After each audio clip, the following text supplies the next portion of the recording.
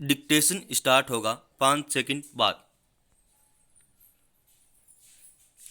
Start.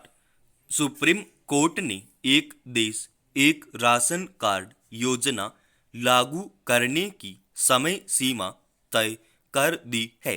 अब सभी राज्यों और केंद्र शासित प्रदेशों को इसे 31 जुलाई तक लागू करना है। केंद्र सरकार ने 1 जनवरी 2020 को 12 राज्यों में इस योजना को लागू किया था। उसके बाद अन्य राज्यों ने भी इस दिशा में कदम बढ़ाया, लेकिन 1.5 साल बीत जाने के बावजूद 4 राज्यों ने इसे अब तक लागू नहीं किया है। इनमें असम, पश्चिम बंगाल, छत्तीसगढ़ और देश की राजधानी दिल्ली है। इसे विडंबना ही कहा जाएगा कि जिस राजधानी में योजनाएं बनने और लागू होने का काम होता है, वहीं यह योजना अब तक लागू नहीं हो पाई है, जबकि दिल्ली में प्रवासी और असंगठित कामगारों की संख्या लाखों में है। गौरतलब है कि एक देश एक राशन कार्ड योजना प्रवासी और असंगठित क्षेत्र के कामगारों के लिए इसलिए बनाई गई थी ताकि कोई भी कामगार अपने कार्ड पर देश भर में किसी भी राज्य में कहीं से भी राशन ले सके।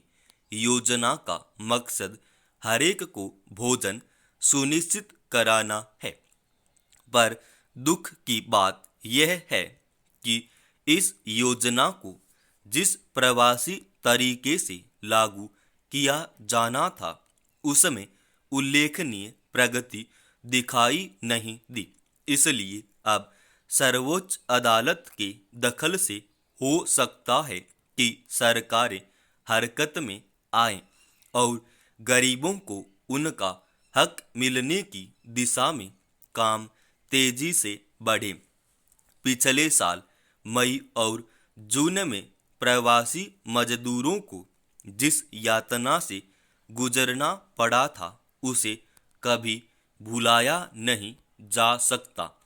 पूर्णबंदी के दौर में करोड़ों कामगार बेरोजगार हो गए थे और घरों को लौट गए थे। लोगों को कई कई दिन बिना भोजन के गुजारने पड़ गए, कई जाने भी गई। इन्हीं सब घटनाओं को देखते हुए सुप्रीम कोर्ट ने संज्ञान लिया और सामाजिक संगठनों ने भी अदालत का दरवाजा खटखटाया था। अगर तब तक एक देश एक राशन कार्ड योजना पूरे देश में लागू हो चुकी होती, तो इसके हकदार लाभ उठा पाते और बड़ी संख्या में लोग भूखे न सोते। इसलिए सर्वोच्च अदालत ने अब साफ कहा है कि यह सरकारों की जिम्मेदारी है कि भूख से किसी की जान न जाए। खाद्य सुरक्षा सुनिश्चित करने के लिए इस योजना को प्रभावी तरीके से लागू करना ही होगा। अदालत ने भोजन के अधिकार को जीवन के अधिकार में शामिल बताया है। इसलिए प्रवासी कामगारों को अब राशन और खाना कैसे मिले, यह राज्य सरकारों को देखना होगा। प्रवासी मजदूर रोजी रोटी के इसलिए शहर जाते हैं, लेकिन काम की जगहों से लेकर सरकारों के स्तर पर उन्हें बाहरी के रूप में देखा जाता है।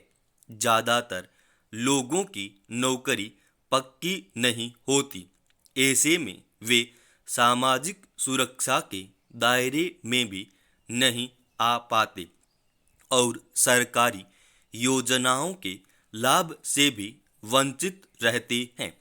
हालत यह है कि केंद्र सरकार अभी तक ऐसा पोर्टल भी नहीं बना पाई है जिस पर प्रवासी कामगारों का पंजीकरण हो। इसलिए अदालत ने केंद्र सरकार से 31 जुलाई तक ऐसा पोर्टल बनाने को कहा है जिस पर देश के सारे कामगारों के आंकड़े हों। केंद्र व राज्य सरकारों के पास कामगारों का ब्यौरा नहीं होना इस हकीकत को दर्शाने के लिए काफी है कि रोज कमाने खाने वाले तबके के प्रति हमारी सरकारों का रवैया कैसा है। किसी योजना का बनना और उनका लागू होना आखिरी इसी मकसद के लिए तो होता है कि हकदारों तक उनका फायदा पहुंचे, वरना ऐसी योजनाओं का क्या मतलब जो कागजों में चलती रहें और लोग रोटी को तरसते रहें। समाप्त।